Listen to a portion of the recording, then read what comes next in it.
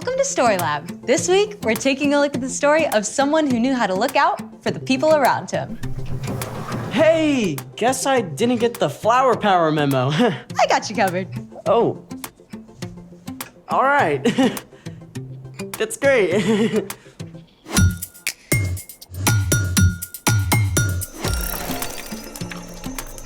Hey, I'm Skylar. And I'm Sebastian. All summer, we're talking about what it looks like to live like Jesus. Also, we're setting up awesome activities for STEAM Camp. Science, technology, engineering, art, math. Go STEAM Campers! Rolls off the tongue. Yeah, not really. Okay, so what are we setting up today? We are gonna go flower power. On it. We can use this fine flour to power some chocolate chip cookies, a cake, or even some scones. Not that kind of flower. Okay. We got sunflowers, mangolds. Closer, but still no. Then how are we flower powering? How about a thermal powered flower? That's a tongue twister. Sure.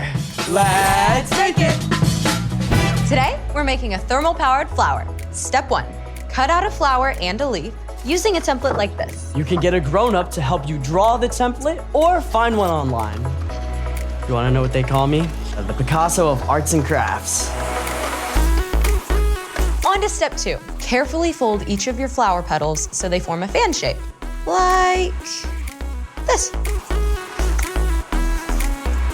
All right, step 3. Take a plastic drinking straw and cut it down to 3 inches long. Boom.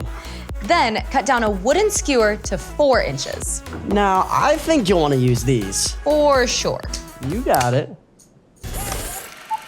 And there it goes. Step 4, take the straw and wrap around clay or Play-Doh around the base so that it can stand upright. For step 5, you'll need one of these little guys. An eye screw. We're gonna tape the eye of the screw to the top of the straw. But don't cover the top of the straw with the tape. On to step 6. Take the little leaf that you cut out and tape it onto the eye screw. Perfect. Step 7, take a very small piece of clay and attach the flower to the flat end of the skewer. Then drop it inside of the straw. The point should hit the table. Perfect. Okay, so now we've got this. Where's the power?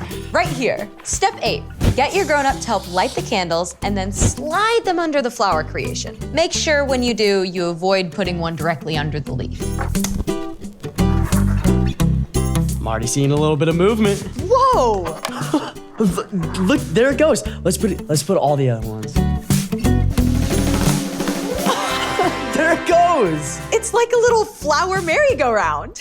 As the candle flames heat up the air around them, the warm air rises. This creates a gentle breeze that catches the petals and causes the flower to spin. You are the wind beneath my wings. Settle down, Bet. I just love how the flames provide such a great boost for the petals. Looking out for their flower friend. Speaking of looking out for others, it's time for The story before the story.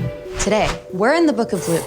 Luke wanted to clearly record the story of Jesus. From the very beginning, when people turned away, God had a plan to rescue us. At the perfect time, God sent Jesus, God's very own son, to live among us as a human. Jesus was born a tiny baby and grew up like an ordinary kid. He became wiser and stronger and more pleasing to God and to others. When Jesus was about 30, he was baptized by his cousin John. God's voice spoke from heaven saying, "You are my son, and I love you. I am very pleased with you." Soon after this, Jesus began traveling and teaching and healing sick people. Which is where our story starts. Take it away. Hey everyone, I'm Padma. Today we're talking about how we can look out for one another, something that we see over and over in the life of Jesus. In Luke, we read about the amazing things Jesus did and the way crowds of people started to follow him everywhere. At first, the religious leaders were simply curious about Jesus, but soon they got worried. Jesus was upsetting the way they had always done things and making surprising claims. Who can forgive sins but God alone? Jesus also spent time with people that the religious leaders avoided. Why does he eat with tax collectors and sinners. Jesus cared more about people's needs than about keeping up a good appearance. In fact, he allowed his disciples to pick and eat grain on the Sabbath, a day of rest. That's against the law. The religious leaders were talking about the special laws that God had given the Israelites when Moses led them out of Egypt. God wanted the people to learn to rest and to take time to connect with God. Remember to keep the Sabbath day holy. Do all your work in 6 days. Over time, the religious leaders got worried about breaking this law. So they began to put more rules around the Sabbath to make sure they didn't work, like dozens more rules. You couldn't travel more than 1/4 of a mile from your house. You couldn't even light a fire or kill a fly. Those extra rules were not from God. Instead of making the Sabbath more restful, it made it more stressful for most people. One Sabbath day, Jesus entered a synagogue and began to teach. In the crowd sat a man with a weak, twisted hand. Right away, the religious leaders went on high alert. Do you think he's going to heal that man, even though it's the Sabbath? Healing definitely counts as work. Jesus knew right away what the leaders were thinking, so he spoke to the man with the twisted hand. Get up and stand in front of everyone. You can imagine, this man was excited and nervous, but he got up and stood there as everyone stared. Then Jesus confronted the religious leaders. What does the law say we should do on the Sabbath day? Should we do good or should we do evil? Should we save life or should we destroy it? Nobody dared answer. So Jesus spoke to the man with the twisted hand. Stretch out your hand. The man reached out. Everyone could see his hand had become completely whole and good as new. Amazing! Am I right? But the religious leaders did not celebrate with the man who had been made whole. Instead, they got super angry. See, Jesus had not broken God's law about the Sabbath, but all those extra rules made by the religious leaders. Jesus chose to ignore those extra rules in order to care for a man who was hurting and to make him well. But the religious leaders were so wrapped up in fear and in making themselves look good that they cared more about their own rules than about helping people. And so they began plotting how to stop Jesus. Jesus never let what others thought control his actions. Instead, he demonstrated for us all what the Apostle Paul later wrote to the Philippians. None of you should look out just for your own good. Each of you should also look out for the good of others. And that is the end. Wow, the religious leaders never really got it, did they? They really believed they were doing the right thing.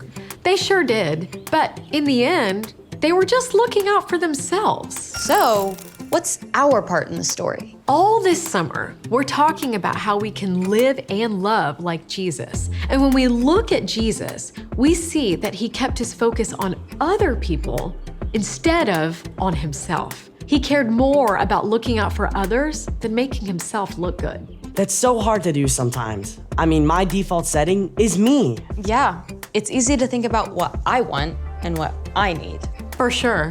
But you can ask God to take your focus off you and help you look out for what the people around you need. I mean, you could carry some extra pencils or pack an extra snack. So if someone needs one, you can give it to them. You could look out for new people at school or church and invite them to hang out with you. You could be on the lookout for kids who need someone to play with at recess. For kids who need a place to sit at lunch. For kids who need someone to listen. Those are great ideas. And the more time and energy you spend looking out for others, the more God can work through you to change the world around you. I love it. I'm in. Me too. See you next time. So here's the thing. Look out for one another. Your family. Your friends. Your classmates. Your neighbor. Because then they can say, "You are the wind beneath my..." I'd rather see it than hear. Who doesn't need a little flower power in their day? Thanks for joining us in the Story Lab. See you next time. Think we can make it go faster with a little more candles? Oh, you're on. That's one. There it goes.